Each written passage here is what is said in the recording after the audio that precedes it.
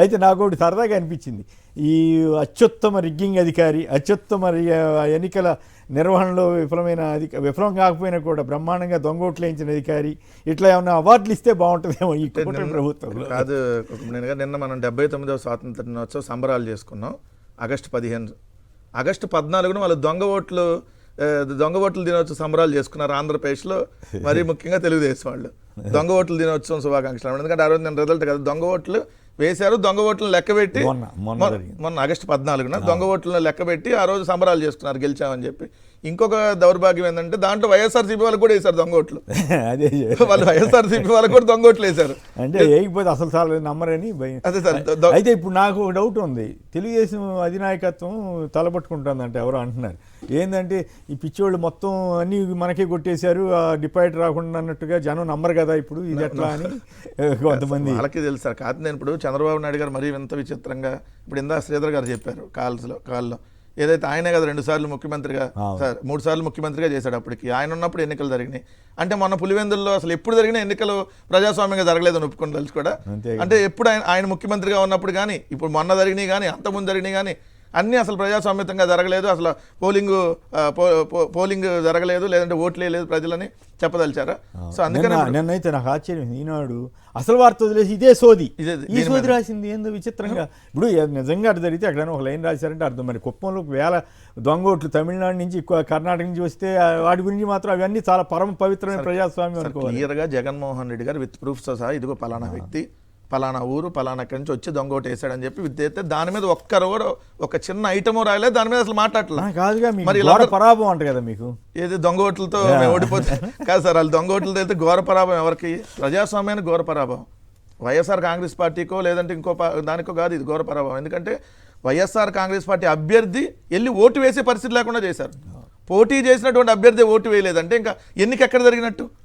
పోటీ చేసిన అభ్యర్థి మొత్తం అతనే ఇంట్లోంచి మీరు బయటికి రానియకుండా, అతనే ఓటు వేయకుండా మీరు అడ్డుకుంటే ఇంకా ప్రజల్ని మొత్తాన్ని అడ్డుకొని చేశారు. అన్ని వీడియోలు ఉన్నాయి.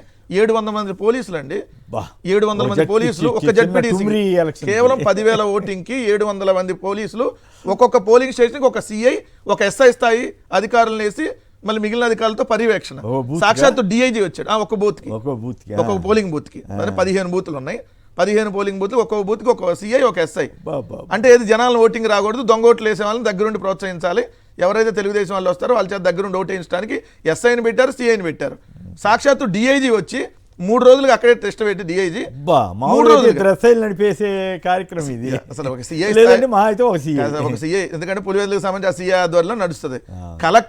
కలెక్టర్ జేబులో 2 చేతులు పెట్టుకొని మరి దొంగ ఓటేస్తుంటే చూస్తా ఉన్నాడని అంటే ఇంతకంటే ప్రజాస్వామ్యానికి పట్టినటువంటి ఇదేముంటుంది సార్ చెప్పండి. ఆయన ఎవరు వరుస పెట్టి గుర్తా ఉన్నాడు కదా బ్యాలెట్ పేపర్, అదే అది కూడా వీడియో బయటకు వచ్చింది. పోలీస్ వ్యవస్థని, ఎన్నికల వ్యవస్థని అంతా తన కన్సర్న్లో పెట్టుకొని ప్రజలను ఓటింగ్ రాకుండా చేసి ఈడ మేము గెలిచేసాము, సంబరాలు చేసుకుంటున్నాం అంటే ఈ సంబరాలు ఎన్నాళ్ళు ఉంటాయి? నంద్యాలలో కూడా అలానే చేసుకున్నారు సంబరాలు. తర్వాత ఏమైంది? సో అట్లానే ఆ రోజు వివేకానంద రెడ్డి గారు నోటీస్ సంబరాలు చేసుకున్నారు. ఏమైనా తర్వాత జరిగిన ఎలక్షన్లో మాకు 151 సీట్లు వచ్చినాయి. సో ఒక జడ్పీటీసీ ధ్వంసం చేయటం ఎంత ప్రమాదకరం అన్నది మా బోర్డు సార్. ఇప్పుడు ఈ వ్యవస్థ ఏ ప్రభుత్వంలో జరిగినా కూడా, ఆ ప్రభుత్వంలో జరిగినా ఈ ప్రభుత్వంలో జరిగినా అది తప్పే కదా. దీనివల్ల ఇప్పుడు వీళ్ళు ఏంటంటే ఇండికేషన్ ఇస్తున్నారు, మేము ఇట్లా చేసామంటే రేపు పొద్దున మాకు కూడా మీరు కూడా చేసేసుకోండి అన్నట్టు చేస్తే కదా. దీనివల్ల ప్రజాస్వామ్యానికి ఇంకా ఓటింగ్ సెక్షను, ఇంకా ప్రజాస్వామ్యం, ఓట్లు విలువ దానికి ఏముంటుంది? ఎందుకంటే మన స్వాతంత్రం వచ్చి 79 సంవత్సరాలు అయినా ఒక ప్రజలు అయ్యా నేను ఓటు వేసుకుంటాను అని చెప్పి కాళ్ళు పట్టుకొని పోలీసులను అడుగుతున్నారంటే అసలు ఎలాంటి సిస్టంలో మనం ఈరోజు ఉన్నాం ఆంధ్రప్రదేశ్లో?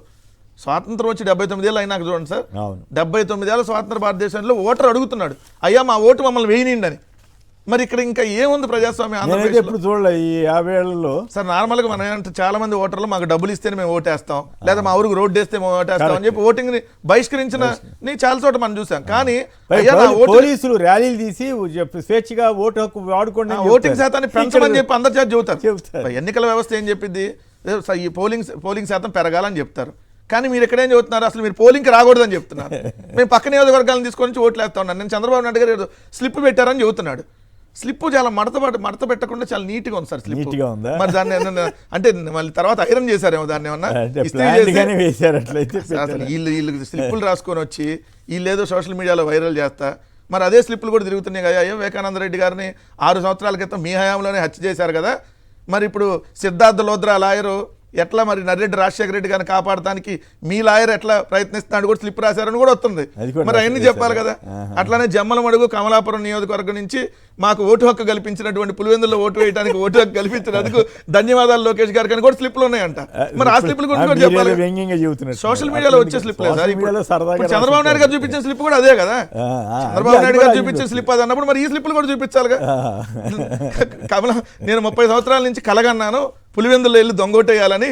ఆ అవకాశం మీరు కల్పించినందుకు డిఐజీ కోయ ప్రవీణ్ గారికి, ఏదైతే కలెక్టర్ గారికి, అదేవిధంగా మీరు అన్నట్టుగా ఇక్కడ ఉన్నటువంటి ప్రభుత్వానికి ధన్యవాదాలని కూడా ఉన్నాయని అన్ని తిరుగుతున్నాయి కదా. అంబటి గారు అయితే ఈ ఉప ఎన్నికని ఎవరికి ప్రవీణ్ గారికి కామెంట్ పెట్టాడు. నిజంగా సార్ దీన్ని ఎన్నిక అనరు, వాళ్ళు దొంగోట్లు కార్యక్రమం జరిగింది, దాన్ని లెక్కించారు, దీనికోసం కోట్లాది రూపాయలు ప్రజాధనాన్ని వృధా చేశారు. ఎంతకంటే ఉంది. అంటే రాజకీయ పార్టీలు వాళ్ళు గెలుపోవటముల కోసం కింద మీద పడుతుండొచ్చు, కానీ అధికారిక వ్యవస్థ ఇంత చిన్న విషయంలో, ఇంత చిన్న ఉప ఎన్నిక విషయంలో ఈ స్థాయి అధికారులు వచ్చి చేయటం అంటే ఐఏఎస్ ఐపీఎస్ వీళ్ళకి ఎంత అప్రతిష్ట అండి. అసలు వీళ్ళని ఐఏఎస్ ఐపీఎస్లు ఇందుకోసమా అని ఎవరైనా తప్పు చేస్తుంటే వద్దు ఇట్లా చేయొద్దని చెప్పాల్సిన వాళ్ళే వాటికి నాయకత్వం ఇచ్చారని విమర్శలకు గురవుతుంది. కలెక్టర్ గారిని విమర్శ చేయకూడదు, కానీ నేను కలెక్టర్ గారిని అంటుంది మీరు ఒక ట్వీట్ పెట్టి డిలీట్ చేయడం అనేది అసలు ఎంత దారుణం. అది ప్రజాస్వామ్యంలో దాని లేదా మీకు క్షమాపణ చెప్పాలి. నాకు తెలియకుండా నేను జరిగింది పొరపాటు, అతను దొంగ ఓటు అని చెప్పి ఇప్పుడు మీరు ఐడెంటిఫై చేసి చెప్పారు కదా. ప్రతిపక్ష నాయకులుగా జగన్మోహన్ రెడ్డి గారు చెప్పారు ఇదిని, మేము అతను ఎంక్వైరీ చేసి మేము అతని మీద విచారణ చేసి అని చెప్పి చెప్పాల్సింది పోయి దొంగతనంగా ట్వీట్ డిలీట్ చేయటం సార్. దొంగోట్లు వేశారు వాళ్ళు వచ్చి, మీ హయాంలో దొంగోట్లు వేశారు, మీరు దాన్ని దొంగతనంగా ట్వీట్ని డిలీట్ చేశారు. ఎంత దారుణం సార్. ప్రజాస్వామ్యంలో కలెక్టర్ ఓ ట్వీట్ పెట్టి అతని సమక్షంలో దొంగోటు జరిగిందని చెప్పి విత్ ప్రూఫ్ చూపించినాక అతని మీద చర్యలు తీసుకోకపోగా ఏదో ముసుగులో వదిలే అదేంటి తీసేశారు. అంటే సైలెంట్ గా ఆ ట్వీట్ ని డిలీట్ చేయడం అనేది ఎక్కడ చూడం కదా. మహిళలంతా బయటకు వచ్చి మమ్మల్ని ఓటు వేయించుకోండి అని అడిగిన ఘటన అయితే సంతకాలు పెట్టి లేఖలు రాశారు సార్. మళ్ళీ మాకు ఓటింగ్ కల్పించండి, మళ్ళీ పోలింగ్ చేయండి అని చెప్పి సంతకాలు పెట్టి మహిళలు లేఖ రాశారు ఏది కలెక్టర్ గారికి. వ్యవస్థ స్పందించకపోతే ఈ ఎట్లా ఇంత చిన్న ఎలక్షన్ నిజంగా రేపు భవిష్యత్తులో ఏం జరగబోతుంది అనే డౌట్ వస్తే ఇప్పుడు మరి రేపు జనరల్ ఎన్నికల్లో మీరు ఎట్లా, సాధారణ ఎన్నికల్లో మీరు ఎట్లా ఎదుర్కొంటారు సార్? ఇప్పుడు వీళ్ళంటే ఒక ఎన్నిక ఈ 2 చోట్ల జరిగినటువంటి ఎన్నిక కాబట్టి అధికారాంతరాన్ని మొత్తాన్ని ఇక్కడ వాళ్ళు సమాయత్తం చేసి మంత్రుల్ని మొత్తాన్ని ఇక్కడ పెట్టారు. సో రేపొద్దున అన్ని చోట్ల జరిగే ఎలక్షన్స్లో ఈ విధంగా చేయడానికి వాళ్ళకి అవకాశం రాదు. దౌర్జన్యాలు చేస్తారు, నీరు కొన్ని చోట్ల నామినేషన్లు ఇవన్నీ వేసినా కొన్ని చోట్ల ఇట్లా చేస్తారు, ఇవన్నీ జరుగుతుంది. కానీ ఇంత ఉధృతంగా చేయడానికి అవకాశం ఉండదు, ఎందుకంటే అన్ని చోట్ల జరగాలి కదా. పోలీసులు అందరినీ తీసుకొచ్చి ఒకసారి పెట్టలేరు కదా. కేంద్ర బలగాలను జగన్ గారు అడుగుతున్నారు కదా, ఒకవేళ దానిలో కూడా మేనేజ్ చేసి పెడతారేమో, ఇక్కడ జరుగుతుంది వచ్చి ఇది చేయాలని చెప్పి. ఇక్కడ కూడా ఈ 2 స్థానాలు కాదు, మిగిలిన వాటికి కూడా సమానం చెప్పండి. ఇప్పుడు లోకేష్ గారు చంద్రబాబు గారు అంటే తండ్రి కొడుకులు కాబట్టి, టీడీపీ వాళ్ళు కాబట్టి వాళ్ళ ఇష్టం, బ్రహ్మాండం ప్రజాస్వామ్యం. పవన్ కళ్యాణ్ గారికి ఏమి కర్మ అనుకోవాలా, ఏమనుకోవాలి? ఆయన కూడా ఇటువంటి వాటిని ఎందుకు మద్దతు ఇవ్వాలి? జనసేన కార్యకర్తలు అందరూ బెత్తరపోయే పరిస్థితి కాదా, లేదు జనసేన కార్యకర్తలు కూడా సంతోషపడుతున్నారు? ఇప్పుడు అసలు మీరు పవన్ కళ్యాణ్ అన్నారు, అతనికి అవసరమైంది ఏంటి, అతనికి నెల ఏం కావాలి, వీటి మీద ఆయన కాన్సన్ట్రేషన్ ఉండదు తప్ప అక్కడ ఏం జరిగింది ఇక్కడ ఏం జరిగింది అవన్నీ ఏ రోజన్నా మాట్లాడుతున్నాడు.